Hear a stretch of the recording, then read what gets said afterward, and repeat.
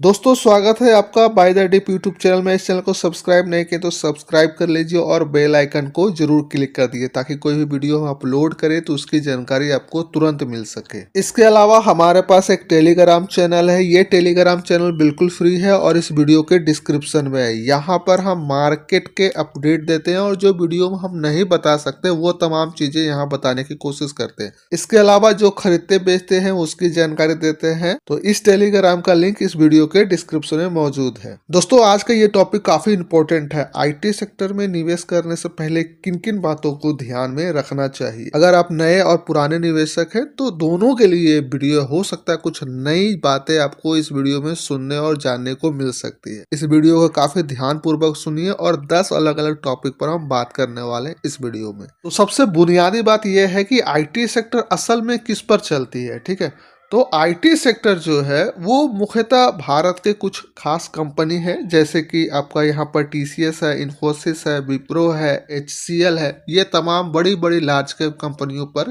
भारत का IT sector चलता है। अब सोचने वाली बात है कि ये तमाम कंपनियों को काम कहाँ से मिलता है। तो देखिए यहाँ पे जो काम इसको मिल रहा है वो प्रमुख बाजार है वो यूएसए है और यूरोप है। यहाँ से जो है कि इन आईटी सेक्टर कंपनियों को काम मिलता है। अगर इसे हम आसान भाषा में कहें तो आईटी सेक्टर जो है वो भारत की नहीं विदेश से चलने वाली कंपनी है या फिर विदेश की कमाई से चलने वाली कंपनी है। अब आप सोचिए कि अगर अमेरिका के अंदर कुछ दिक्कत होता है या फिर यूरोप के अंदर दिक्कत होता है तो हमारा जो भारतीय आईटी कंपनियां हैं उन पे भी प्रॉब्लम आना शुरू हो जाएगा। तो अभी तक आप लोग ये समझ गए हैं कि भारत की जो आईटी कंपनी है वो किस पे निर्भर करता है। नेक्स्ट बात करते हैं डॉलर रुपया क्यों जरूरी है। अब देखिए अगर अमेरिका का डॉलर मजबूत होता है या फिर डॉलर जब मजबूत होता है तो हमारे आईटी सेक्टर के अंदर में, भारतीय आईटी सेक्टर में काफी अच्छी तेजी आपको देखने को मिलती है। ठीक है, अगर रुपया हमारा जो है कि मजबूत होगा तो हमारे आईटी सेक्टर पर दबाव पड़ता है। तो अभी वर्तमान में क्या स्थिति है रुपये का वो आप देख सकते हैं। तो उसके अनुसार से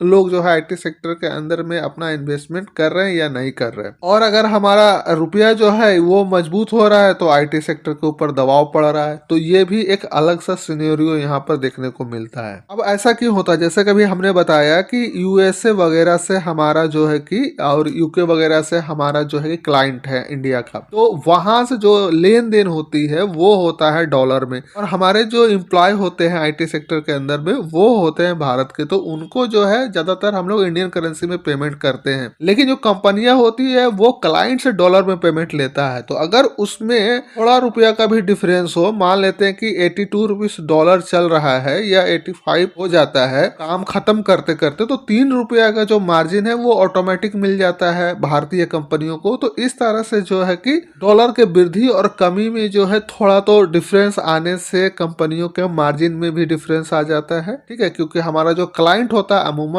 भारत से बाहर का होता है। तो इसलिए अगर डॉलर मजबूत है तो आईटी इंडेक्स जो है अच्छा खासा परफॉर्मेंस करता है। अगर रुपया मजबूत हो रहा है तो हमारा जो आईटी सेक्टर जो परफॉर्मेंस थोड़ा खराब करता है। अगर इस पूरी बात को एक लाइन में बोलें तो डॉलर आईटी सेक्टर का सांस है और डॉलर के आधार पर ये चल रहा है। नेक्स्ट बात कर लेते हैं अमेरिका का ब्याज दर यानी कि इंटरेस्ट रेट सबसे बड़ा असर डालता है हमारे आईटी सेक्टर पर। अगर आसान भाषा में से समझाएं तो जब अमेरिका ब्याज बढ़ाता है तो आईटी कंपनियों का काम मिलने में कमी हो जाती है। जब ब्याज दर घटने की बात होती है तो आईटी में जान आ जाती है। तो इस तरह से जो है कि आईटी चलता है। आप ब्याज दर पर भी थोड़ा नजर डालते हैं। अमेरिका का ब्याज दर आईटी सेक्टर का सबसे बड़ा ड्राइवर है। ठीक है, उसी पे ये चलता है। जैसे ही रेट राइज करता है यानी कि ऊपर जाता है वैसे ही आईटी जो है लॉस करना शुरू हो जाता है। अगर रेट कट जो है स्टेबल हो जाता है, रेट कट नहीं होता है, तो हमारा आईटी जो सेक्टर है वो भी साइडवे चलने लगता है। अगर रेट कट होने की उम्मीद हो तो हमारा आईटी सेक्टर के अंदर में तेजी देखने को मिलती है। तो हम कह सकते हैं कि आईटी सेक्टर में पैसा तब बनता है जब ब्याज दर घटने की खबर आती है,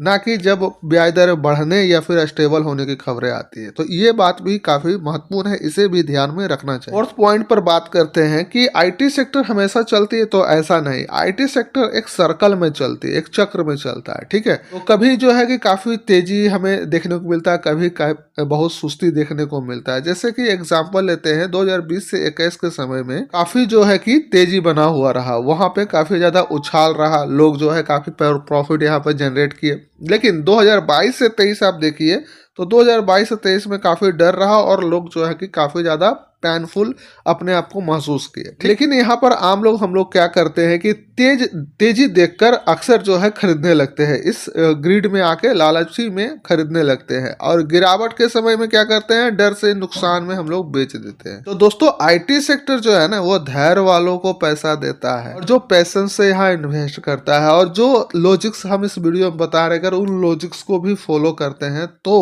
पैसा लोग बना सकते हैं। अभी तक हमने आईटी सेक्टर के 4 पॉइंट आपके साथ डिस्कस किया है। ये 4 पॉइंट अगर अभी तक आपको समझ में आ गया होगा तो वीडियो को लाइक जरूर कर दीजिएगा। 5वां पॉइंट है महंगा या सस्ता, यानी कि हम इसे वैल्यूएशन कह सकते हैं। वैल्यूएशन के आधार पर कभी भी कोई भी इंडेक्स बाय या सेल करना चाहिए। मान लेते हैं कि कोई शेयर या इंडेक्स अपने पुराने औसत से काफी महंगा मिल रहा है तो हमें थोड़ा सावधान रहने की जरूरत है। ओवर वैल्यू मिल रहा है तो थोड़ा सावधान रहने की जरूरत है। अगर पुराने औसत से हमें जो है कि अंडर वैल्यू मिल रहा है तो समझ लेंगे कि हमें मौका मिल रहा है, और इसमें थोड़ा थोड़ा अपने हिसाब से, अपने बजट के हिसाब से और रिस्क मैनेजमेंट के हिसाब से जो है कि इन्वेस्टमेंट शुरू करते हैं। तो आईटी के अंदर मुख्य रूप से बहुत ज्यादा महंगा खरीदारी करना खतरनाक साबित होता है, लेकिन गिरावट में खरीदना काफी फायदेमंद साबित होता है। नेक्स्ट पॉइंट पर बात करते हैं कि आईटी कंपनियों के नतीजे कैसे पढ़ने चाहिए, कैसे देखने चाहिए। जैसे कभी वर्तमान समय में हमारा जो है कि भारत के अंदर जितने भी आईटी कंपनी है उनका भी नतीजा आ रहा है, उनका Q3 का रिजल्ट आ रहा है, तो उसमें कौन कौन सी बातें हमें मुख्य रूप से देखनी चाहिए, बहुत ज्यादा डीपली नहीं, क्योंकि हम लोग इंडेक्स ईटीएफ इन्वेस्टर हैं। ईटीएफ और इंडेक्स इन्वेस्टर को क्या होता है कि उतना ज्यादा डीपली तो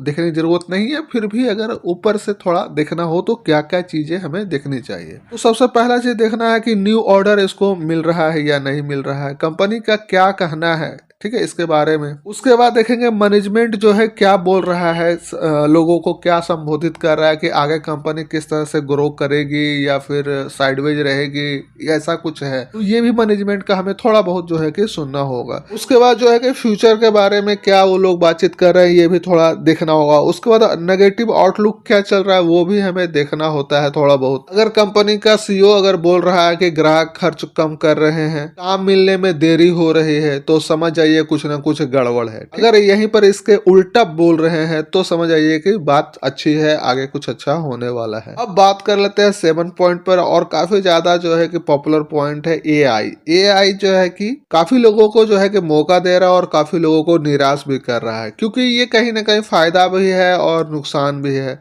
तो सबसे पहली बात है कि इसके हम फायदे की बात कर लेते हैं। नया काम मिलना शुरू हो रहा है। नया काम मीन्स कि काफी सारे लोग हैं जो कि एआई से रिलेटेड काफी चीजें बनवा रहे हैं, डेवलप करवा रहे हैं, तो यहाँ पर आईटी सेक्टर में एआई की वजह से ग्रोथ की संभावना बनता है।